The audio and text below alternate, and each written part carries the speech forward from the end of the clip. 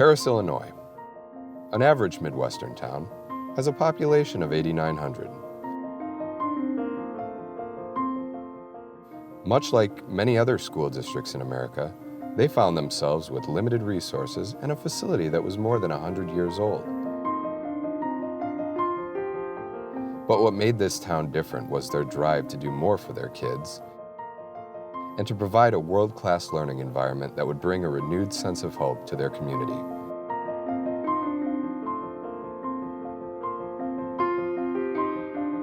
This wasn't about a building. This was about shifting the paradigm of education to a model that creates lifelong learners. This is their story.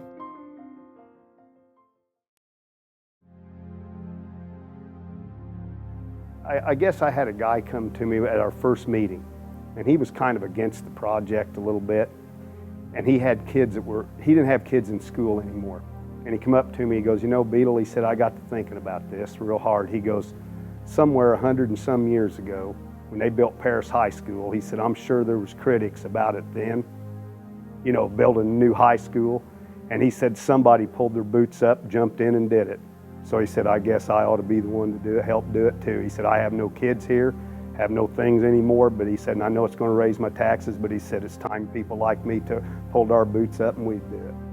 Well, one of the biggest things it will do, from my perspective being the mayor of the city, is economic development.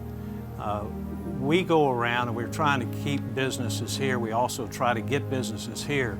And the best way you can do it is by showing that you're a progressive community.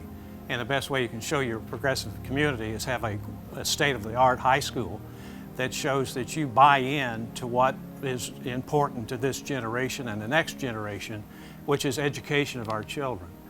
Our school was limited with technology. Our school was limited by the location where we're as far as the surroundings. I mean, we couldn't expand any. Our kids were limited based upon the classroom size.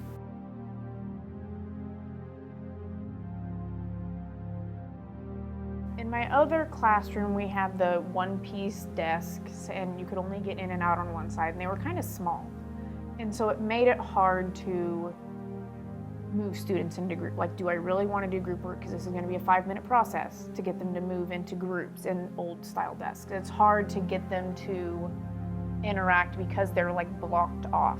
I mean, you're stuck in this spot, you can't really move, you're very restricted by it. And so even in their thought, you could tell that they were not willing to go that extra mile because they just weren't comfortable. I mean, it wasn't, okay, we're hanging out at home type of stuff. It was, we're in a classroom and we're in these little desks and we're in this cubby and we can't escape that at all. The official groundbreaking for the new Paris High School. What a wonderful day to do this. Thank you very much. On behalf of Governor Pat Quinn and CDB's Director Jim Underwood, I'm proud to join you all today in celebrating the groundbreaking for this new cooperative high school. The CDB is proud to contribute $24.2 million toward the cost of this construction project. My friends, is the culmination of a dream, a vision, and our reality. It's a great day for the city of Paris and for the future students of Paris High School.